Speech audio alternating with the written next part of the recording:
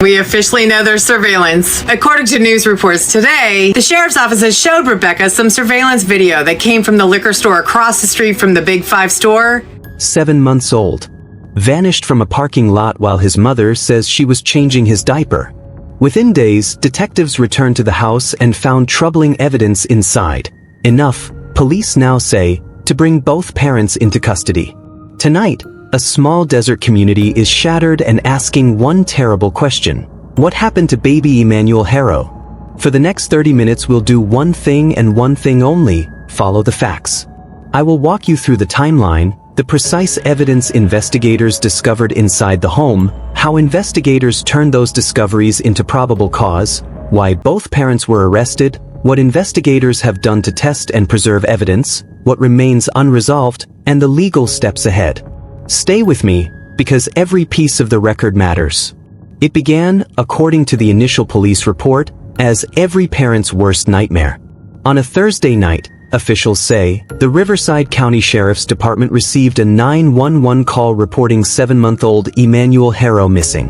The location initially reported, the 34,000 block of Ucapa Avenue, in the parking lot outside a Big Five sports store. That single detail framed the initial public narrative, a child allegedly taken while a mother changed a diaper, and prompted an immediate emergency response. Patrols converged on the area, witnesses were interviewed, and an Amber Alert was issued. But what detectives found in the hours and days that followed inside the family home is what shifted this investigation into an entirely different category. Rebecca Haro, Emmanuel's mother, told dispatchers she had been changing her son's diaper in the parking lot when he suddenly disappeared. That 911 call set off a broad, multi-agency search. Highways were monitored, surveillance footage from nearby businesses was pulled and reviewed, and volunteers took to the desert with flashlights, determined to bring a baby home. For the public, the early hours were filled with the usual images of community solidarity, tearful interviews, photos shared on social media, and volunteers handing out flyers. Hashtags like #FindEmmanuel and #JusticeForEmmanuel spread quickly. But for investigators, that initial 24 to 48-hour window is where the most important evidence gathering begins. Every statement, every footprint, and every digital record is evaluated. And in this case, the evidence gathered at the Haro home changed the direction of the entire investigation. Investigators carried out routine but critical investigative steps from the outset. Detectives reviewed surveillance from nearby businesses, collected phone records, and conducted exhaustive interviews with family members, neighbors, and anyone who might have been in the area. They searched the parking lot and surrounding streets for signs of abduction or a suspect vehicle and compiled a timeline of the family's movements. In tandem, officers executed a careful forensic sweep of the Haro residence. When you hear police describe a search as forensic, that means they did not simply glance around. They methodically collected and preserved potential evidence, documented the positions of items, and processed the scene with an eye to establishing a chain of custody for anything that might later be tested in a lab or entered into a court record. Early public statements indicate detectives did not immediately find signs of forced entry at the home. No smashed windows, no broken locks. Nothing to point to a violent intruder who forced his way into the residence. That absence of forced entry is a critical investigative hinge. In many missing child cases where abduction by a stranger is genuine, investigators often can point to forced entry or evidence of a struggle with an outsider. When forced entry is not present, detectives are naturally led to consider other explanations while continuing to search for evidence that might support or undermine each theory. Days into the investigation, detectives returned to the house to undertake a more intensive search. It was during this search that officers uncovered what they described publicly as a substantial amount of blood inside the home. I want to be careful with language here. Public reporting and investigative sources emphasize the quantity was not consistent with a mere incidental cut or nosebleed.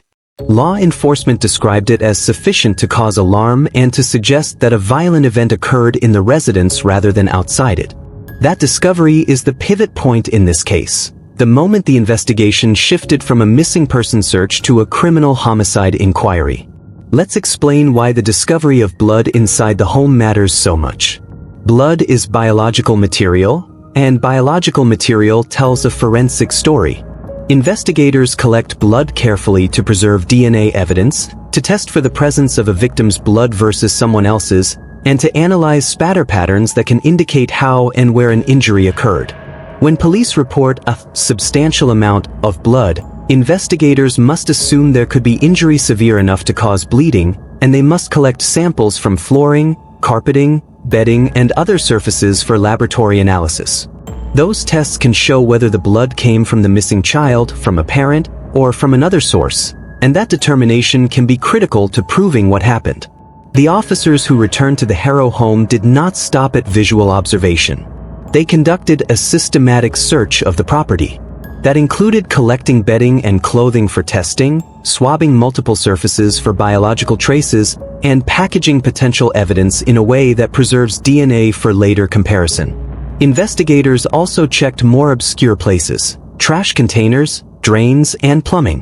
The reporting you provided notes that investigators drained pipes and tested samples from them, and that the trash was examined. Why would investigators check plumbing? In some cases, people have tried to hide or dispose of biological material in sinks, toilets, or plumbing systems. Draining pipes and sending the material for lab testing is a method to determine whether an attempt to dispose of evidence occurred and whether any material recovered matches the missing child's DNA profile. In addition to biological testing, detectives pushed on digital and documentary tracks. They reviewed phone records for calls and locations, pulled surveillance camera footage from businesses around the Big Five parking lot and nearby thoroughfares, and examined financial transactions when relevant. Phone location data and business cameras can place people at specific locations at precise times, which is crucial if the state later needs to establish a timeline. Investigators also re-interviewed family members and neighbors, checking for contradictions, small details that move from ambiguous to significant once lab results start to come in, and patterns of behavior that might explain the family dynamic. Following the discovery inside the home, law enforcement sources say investigators developed probable cause and executed arrests.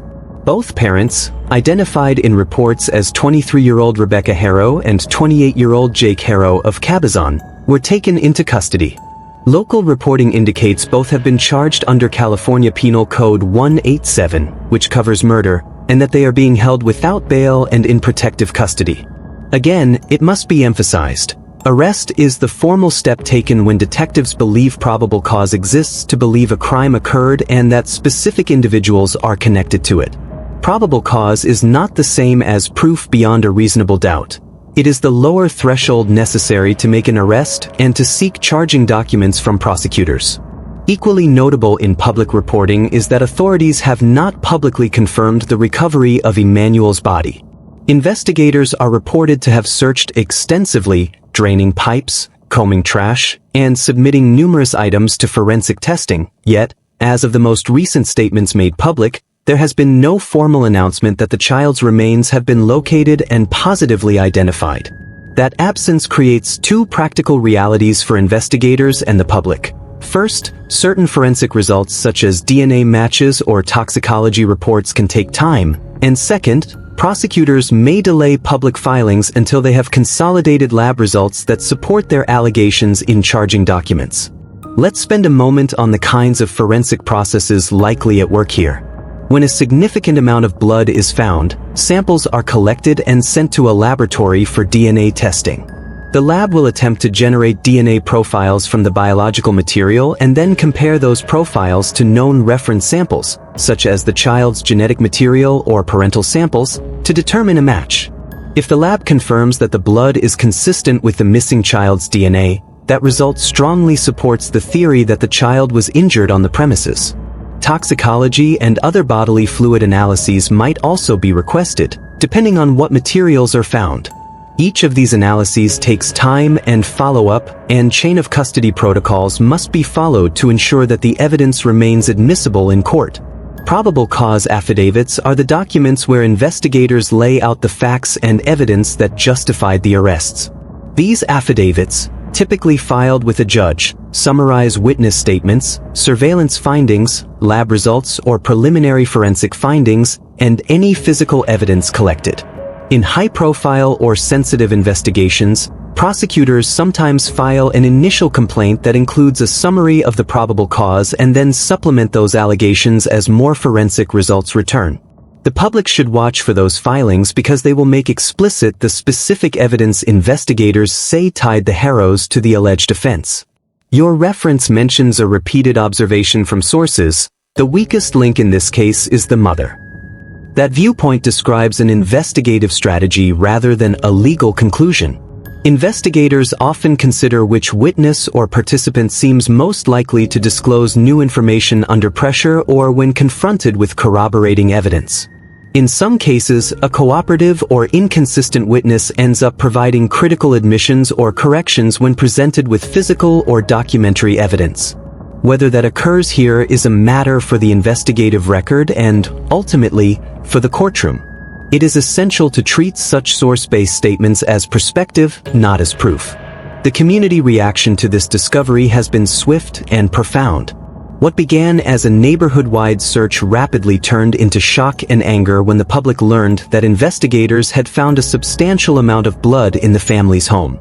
Candlelight vigils sprang up, and social media became a torrent of grief and demands for accountability. But with high emotion comes the risk of inaccurate information spreading. Investigators have urged the public to provide tips directly to the Riverside County Sheriff's Department rather than posting unverified theories on social networks. A reliable tip delivered to detectives may help locate additional evidence. An inaccurate rumor can mislead the community and complicate investigative leads. Let's return to the specific investigative steps that were likely taken to preserve and test the evidence found inside the house. Crime scene technicians photograph everything before moving objects.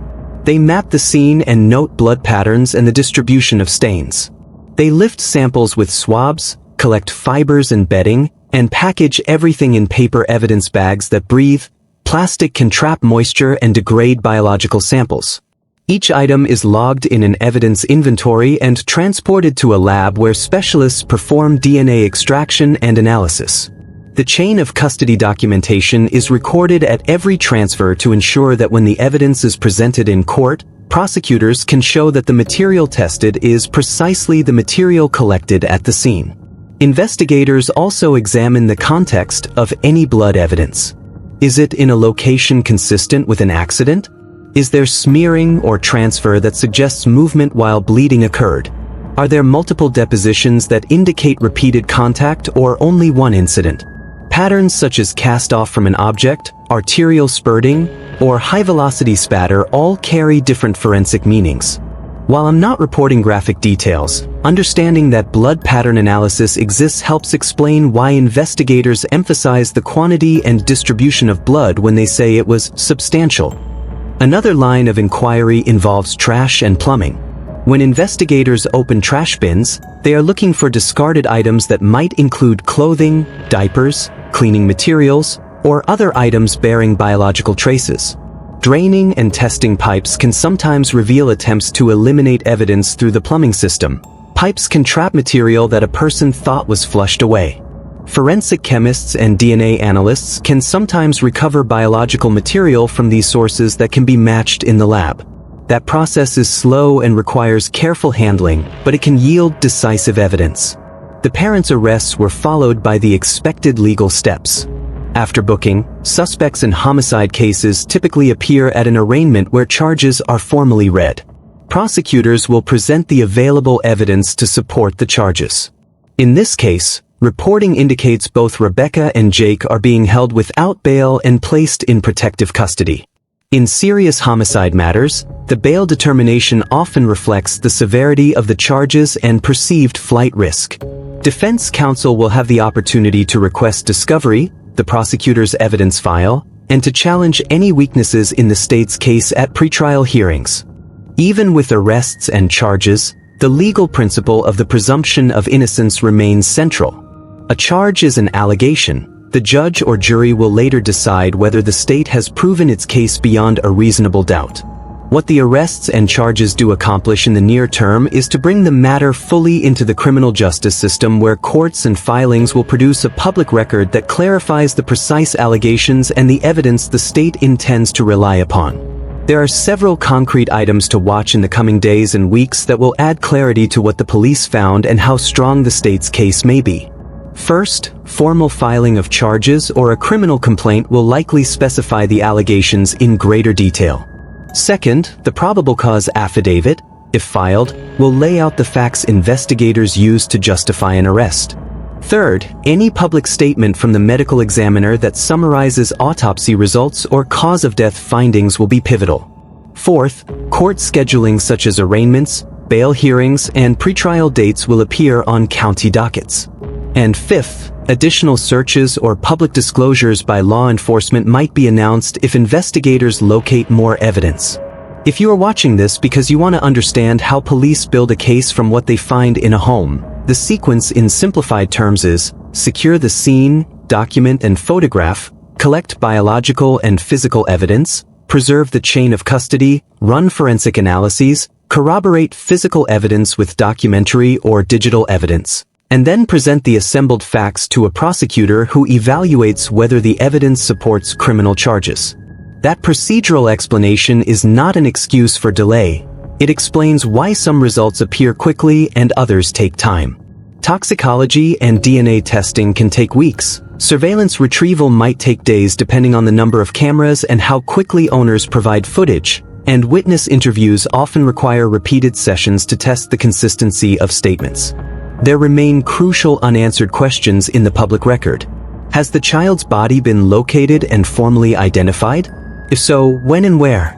What exactly did the medical examiner determine about cause and manner of death? What specific items or tests did investigators cite in their probable cause affidavit? Were there prior contacts with child welfare or law enforcement involving the family? What minute-by-minute timeline, if any, do official filings assert for the hours leading up to the child's disappearance? Those are not rhetorical queries. They are the points that will shape a juror's understanding of the events should this case go to trial. As you listen, a reminder about reporting ethics. In a case this sensitive, accurate sourcing matters. Rely on official statements, court filings, and the medical examiner's reports. Avoid amplifying rumors or anonymous social media claims. If you choose to comment or share, do so with restraint and a focus on verified facts, because once misinformation starts to travel, it can be hard to correct and it can harm both investigative integrity and the dignity of grieving relatives. If you feel compelled to help, the most constructive step is to contact law enforcement directly with any credible information. The Riverside County Sheriff's Department has channels for tips, and honest, verifiable information can be pivotal. Conversely, spreading speculation on forums and feeds rarely helps and can impede investigators by creating false leads that waste time and resources. We've focused tightly on what police found in the house because that evidence is the fulcrum on which this entire investigation turned. Substantial blood inside a home, collections from bedding and drains, tests from trash and plumbing, surveillance that undermines or supports a narrative, phone records that place individuals at specific locations. Those are the building blocks of a probable cause presentation. They are also the pieces the public will study as courts make discoveries and as prosecutors and defense attorneys litigate pretrial motions about the admissibility and meaning of evidence. To summarize the confirmed facts in the public record, 7-month-old Emmanuel Haro was reported missing from the 34,000 block of Ucapa Avenue after his mother said she had been changing his diaper in a parking lot. Investigators returned to the residence and, according to reporting and official statements, discovered a substantial amount of blood and other evidence inside the home. Detectives conducted extensive searches, including checking trash and draining pipes, and submitted samples for laboratory testing. Both parents, Rebecca and Jake Haro of Cabazon, were arrested and charged. Local reports indicate murder charges under Penal Code 187 and say both are being held without bail. As of the latest public statements, authorities have not confirmed recovery of the child's body, and critical lab results and formal filings are pending. This story is still unfolding. The court filings, the autopsy report, and the probable cause documents will speak next. As those documents appear, they will either corroborate the investigator's account or they will reveal gaps that the defense will seek to exploit. For now, The public record centers on the evidence found inside the home and investigators' belief that the house itself holds the answers to what happened that night. If you have information that could help investigators, please contact the Riverside County Sheriff's Department. If you are affected by this story, consider supporting local child welfare organizations or mental health resources that help families in crisis. If you share information online, focus on verified updates from reputable outlets and avoid reposting speculation. Thank you for staying with this report. I will be following every court filing and every official announcement and bringing verified updates as they are released. For now, hold the facts close, resist rumor, and keep compassion in your responses. If you want immediate updates, subscribe and turn on notifications so you'll know the moment new public documents or statements are released. Share this video with anyone who needs to know the facts, and if you're in Riverside County and you have information, call the sheriff's office. This case is far from over, and the record will speak next.